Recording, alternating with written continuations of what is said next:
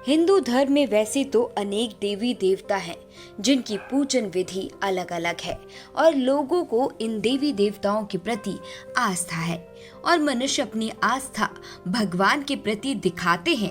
कई लोग रोज पूजा करते हैं या व्रत रखते हैं। इसके साथ ही वो कई तरह के संकल्प भी लेते हैं। हिंदू धर्म में हर देवी देवताओं का अपना एक अलग महत्व है और भारत में हर एक व्रत के पीछे लोगों की अपनी आस्था है और लोग एक त्योहार की तरह इसे मनाते हैं। नमस्कार दोस्तों, आपका स्वागत है आपके अपने YouTube चैनल में। आज आपको अपनी इस वीडियो में हम कजरी तीज व्रत के बारे में बताएंगे कि कैसे महिलाएं अपने पति की लंबी उम्र के लिए ये व्रत रखती हैं और इसकी पूजन विधि क्या है। हिंदू धर्म में कजरी तीज का अपना एक अलग स्थान है और महत्व है। इस दिन विवाहित महिलाएं और कुंवारी कन्याएं दोनों ही इस व्रत को रखती हैं। विवाहित महिलाएं अपने पति की लंबी आयु के लिए ये व्रत रखती हैं और अविवाहित महिलाएं मनचाहा वर पाने के लिए इस दिन जौ, चने, चावल और गेहूं के सत्तू का बनाया जाता है और उसमें घी और मेवा मिलाकर कई तरह के भोजन बनाते हैं और चंद्रमा की पूजन करने के बाद उपवास तोड़ते हैं।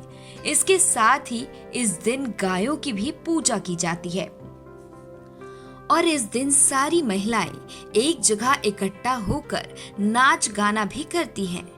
कजरी गाने इस महत्व का एक अभिन्न हिस्सा है। कजरी तीज पर नीम की पूजा भी की जाती है, लेकिन कजरी तीज क्यों मनाई जाती है ये जानना बहुत महत्वपूर्ण है। आपको बता दें कि इस दिन देवी पार्वती की पूजा करना शुभ माना जाता है। जो महिलाएं कजरी तीज पर देवी पार्वती की पूजा करती हैं, उन्हें अपने पति के साथ सम्मानित संबंध होने से आशीर्वाद मिलता है।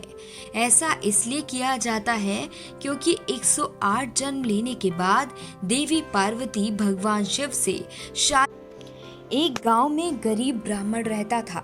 उसकी पत्नी भगवान शिव और मां पार्वती का पूजन किया करती थी। जब भाद्रपद माह के कृष्ण पक्ष की कजरी तीज आई तो ब्राह्मणी ने तीज माता का व्रत रखा। उसने ब्राह्मण से कहा, मैंने तीज माता का व्रत रखा है, मुझे पूजन के लिए चने का सत्तू चाहिए, आप कहीं से भी सत्तू ले आओ।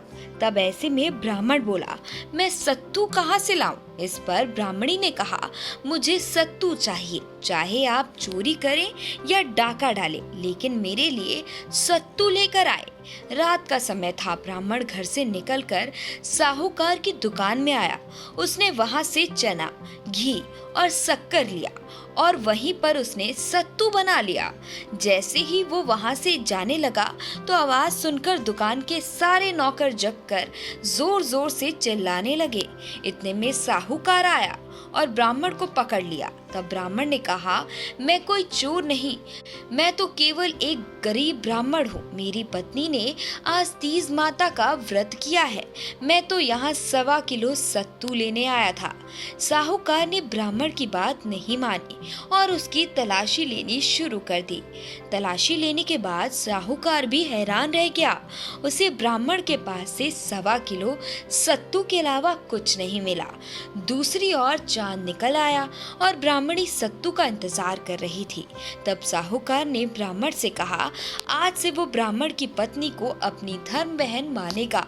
उसने ब्राह्मण को सत्तू, गहने, रुपए, मेहंदी, लच्छा और बहुत सारा धन देकर दुकान से विदा किया। फिर ब्राह्मण ने अपनी पत्नी के साथ तीज माता की पूजा की।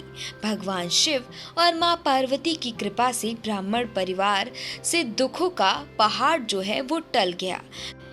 फिर ब्राह्मण ने अपनी पत्नी के साथ तीज माता की पूजा की। भगवान शिव और मां पार्वती की कृपा से ब्राह्मण परिवार से दुख और गरीबी का नाश हो गया और वो सुखी जीवन व्यतीत करने लगे और तभी से लोग कजरी तीज को मनाते हैं। इस साल ये व्रत 14 अगस्त 2022 रविवार के दिन पड़ रहा है और तृतीय तिथि 14 अगस्त 2022 को रात्रि 12 बजे से 53 मिनट पर शुरू होगी और 14 अगस्त 2022 को ही अगली रात्रि 10 बज के 6:35 पर तृतीया तिथि पर समाप्त होगी और इस व्रत की पूजन विधि इस प्रकार है। कजरी तीज के दिन नीमड़ी माता का पूजन किया जाता है, जो माता पार्वती का ही स्वरूप मानी जाती है।